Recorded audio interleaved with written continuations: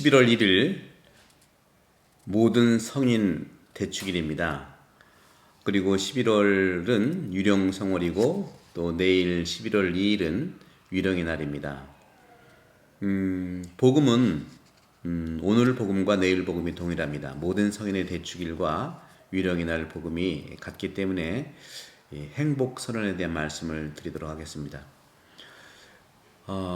한국 분들은 세대별로 걱정하는 그러한 내용들이 다 다르죠. 하지만 공통적으로 한국 분들의 모든 공통적인 걱정거리는 세 가지가 중요한 요소로 발견되고 또 연구했다고 합니다. 그 세 가지가 한국 사람들의 걱정거리의 세 가지는 바로 시간, 두 번째는 돈, 세 번째는 나이였다고 합니다. 물론 이 하나하나 내용들을 다 말씀하는 그런 유튜브도 많이 있지만 저는 이 시간에 시간과 돈과 이 나이가 결국에는 모든 사람들의 걱정이라고 한다면 행복을 위해서 걱정하는 거 아니겠습니까? 그런 점에서 오늘과 내일의 매일 말씀 5분을 통해서 진정한 시대는 변하지만 변하지 않는 예수님께서 말씀하시는 행복에 대해서 나눠드릴까 합니다. 모든 성인의 대축일은 오늘 하늘나라의 모든 성인을 기리는 대축일이죠. 하느님과 함께 영광을 누리는 성인들의 모범을 본받고자 다짐하는 날입니다. 그들의 행복은 무엇이었을까요? 바로 교회는 이 날을 통해서 우리들에게 죽음 뒤에도 새로운 삶, 하느님의 행복, 예수님의 행복을 바라고 살아가도록 미래의 영광스러운 모습을 보여주고 있습니다. 또 지상의 우리와 천국의 모든 성인 사이의 연대성도 깨우쳐줍니다. 성인들의 통공이죠.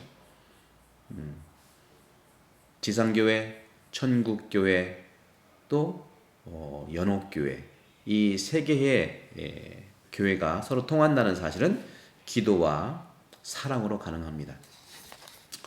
오늘 여러분들에게 마태복음 5장 1절에서 12절, 내일 복음도 마태복음 5장 1절 12절의 내용, 이 행복선언에 대한 말씀을 간략하게 드리면 2020년부터 2021년 2년간 호주에서 뿐만 아니라 전 세계에서는 코로나 바이러스 팬데믹에 특히 호주는 록다운의 시기를 거의 물리적으로 7개월 이상을 보냈습니다. 올해 4개월, 작년에 한 3, 4개월. 이 기간 고요와 침묵의 시간을 맛보았습니다. 그리스도인들은 주님의 말씀을 더욱 가까이 대하는 은혜를 경험한 것이죠. 힘들었지만 그러면서 인간이 질문하는 궁극적인 삶의 물음에 관심이 많아졌어요. 인간은 누구인가? 행복이란 무엇인가? 왜 살아야 하는가?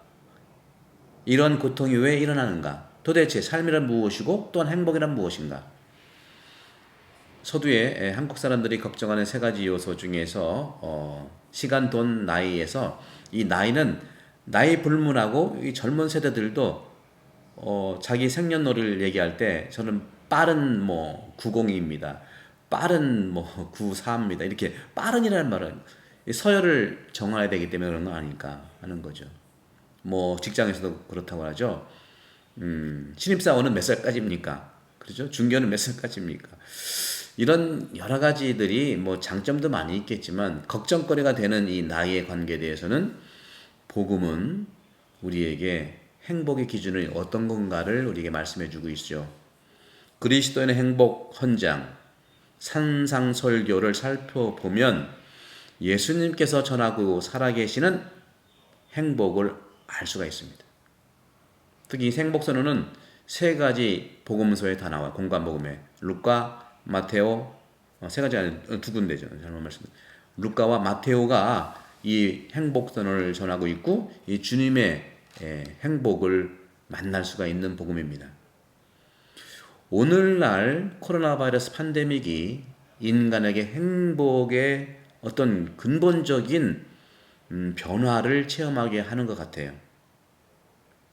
하지만 마테오나 루카에서 얘기하는 예수님께 선포하신 이 행복 선언은 포스트 코로나 팬데믹 시기 이 세상 안에서 만나는 행복이라는 점을 분명히 알 수 있을 겁니다.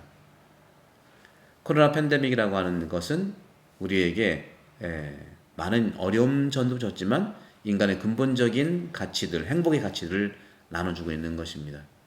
세상의 행복은 바뀔 수 있지만 예수님이 말씀하시는 행복은 어제도, 오늘도, 내일도 지속적으로 우리에게 희망을 주는 행복이라고 생각합니다. 그런 점에서 저는 여러분들께 참 행복선언의 이런 가치들 중에 첫 번째로 주님께서 마태복음 5장 17절에 이런 말씀하죠. 내가 율법이나 예언서를 폐지하러 온 줄을 생각하지 마라. 폐지하러 온 것이 아니라 바로 완성하러 오셨다. 다시 말해 예수님께서는 십계명을 무효로 만들 생각이 전혀 없었고 십계명의 완성인 참 행복선언으로 주님께서는 우리에게 완성된 사랑을 말씀해 주십니다. 참 행복선언은 바로 이 선언을 통해서 예수께서 새로운 세계상과 새로운 인간상을 제시하는 것이고 이 행복선언 안에는 가치들의 새로운 발견, 행복의 가치의 전도들로 가득 차 있어요. 또 이 선언은 종말에 틀림없이 이루어지는 다짐이지만 그렇다고 해서 이것이 언제 올지 모르는 미래의 일만은 아닙니다. 바로 지금 이 세상에서 행복을 맛볼 수 있다는 것이 예수님의 선언이죠. 새로운 척도를 기준으로 살아가게 되는 이 행복선언 여러분 기대하십시오. 미래가 아니라 지금 현재 이 종말의 예언의 행복을 만나게 되고 자신이 가난하고 굶주리고 미움받고 박해받는 그 자체가 그 가치가 이제는 전도되어서 불행이 아닌 행복이 되는 그런 약속입니다. 예수께서는 참 행복 선언에서 이렇게 역설적으로 세상의 행복에 대한 이 믿는 이들의 진짜 상황을 표현하는 겁니다. 가난한 사람, 굶주린 사람, 미움받는 사람, 박해받는 사람, 이것은 바로 이 세상에서 정말로 우리 모두가 만나게 된 진짜 상황을 얘기한 것이고 이러기 때문에 그들에게 그 고통은 가난과 이것은 참 행복이고 진복이라는 것을 말씀드리면서 그 내용들을 하나씩 말씀드립니다. 참 행복선언에서 우리가 알 수 있는 것은 두 가지입니다. 참 행복선언은 예수 그리스도의 제자직이 무엇을 의미하는지를 보여주는 것이고요. 따라서 이 제자 직무에 대한 헌신이 완전하면 할수록 행복선언은 더 구체적이 된 것이고 현실적이 된다는 것이죠. 두 번째, 참 행복선언은 제자들의 이 실생활에 십자가와 부활의 의미를 가미한 것입니다. 참 행복선언의 이 말씀, 그걸 따라가는 사람들은 그리스도와 깊은 친교와 일치를 누리는 삶을 영위하고 그리스도가 누구신지를 정확하게 알아가는 행복을 살아갈 수 있다는 것이죠. 그래서 오늘은 이 정도로 말씀드리면서 내일 복음 똑같은 거니까 내일 복음에 마음으로 가난한 사람은 어떤 것일까 하는 내용들, 그리고 온유한 사람들은 어떤 것일까, 또 평화라고 하는 것은 어떤 것일까 한 내용들을 말씀드리고 싶습니다. 사랑하는 형제자매 여러분, 코로나 팬데믹 이후 포스트 코로나 팬데믹은 영성 생활의 가능성을 제시해 주십니다. 제가 늘 4개월 동안의 팬데믹 시기와 또 지금도 역시 모든 복음 말씀과 강의는 인간의 영성에 대한 말씀을 드리고 싶어요. 영적 가치에 대해서 말씀드리는 거죠. 저도 어저께 마르코 복음 12장의 그 하느님을 사랑하는 것과 인간을 사랑하는 것에 대한 그 기준이 마음을 다하고, 그렇죠? 그 다음에 목숨을 다하고, 그리고 정신을 다하고 힘을 다해서, 이것이 바로 영적인 힘을 얘기하는 겁니다. 꼭 기억하십시오. 성경도 그렇고요. 초기교회도 그렇고 영적인 인간의 이해를 얘기할 때 인간이란 어떻게 구성되어 있느냐. 삼중 구조가 가장 큰 구조인데 인간은 몸으로 되어 있고요. 몸 속에는 살이 있죠. 육체, 몸으로 되어 있고 그 다음에 인간은 영혼으로 되어 있고 또 인간은 영으로 되어 있습니다. 삼중 구조예요. 몸과 영혼과 영입니다. 몸은 그리고 몸 속에 있는 살은 음식을 통해서 우리가 움직이고 행동하고 사랑도 카리타스 인 액션, 러브 인 액션도 몸으로 하는 희생입니다. 영혼이라고 하는 것은 바로 말씀드렸던 오늘 어제 복음에 온 목숨을 다해서 온 마음을 다해서 온 정신을 다해서 온 힘을 다해서 이것이 영혼의 스트렝스, 영혼의 가치. 영혼은 바로 영과 혼, 다시 말하면 인간의 생각과 인간의 마음과 또 인간의 의지, 인간의 감정, 인간의 감성 이런 모든 것들이 영혼이에요. 이 영혼은 무엇을 하게 하는가? 딱 한 가지입니다. 몸은 움직이게 한다고 그랬죠? 영혼은 바로 결정하게 하는 거예요. 어떻게? 자유롭게 결정하게 하는 것이고 그리고 사랑하게 하는 것. 세 가지입니다. 영혼은 결정하게 하고 사랑하게 하고 그 다음에 느끼게 하는 그런 측면들 자유롭게 한다는 거죠. 자유, 사랑, 결정이 영혼의 움직임을 얘기합니다. 몸의 움직임은 액션이고요. 그러면 한 가지 영은 우리에게 어떤 것을 하게 하는가? 기도입니다. 영은 기도하게 하고 영혼은 결정하고 사랑하고 자유를 살게 하고 몸은 바로 우리가 움직이도록 하는 것. 이 세 가지가 같이 통합된 겁니다.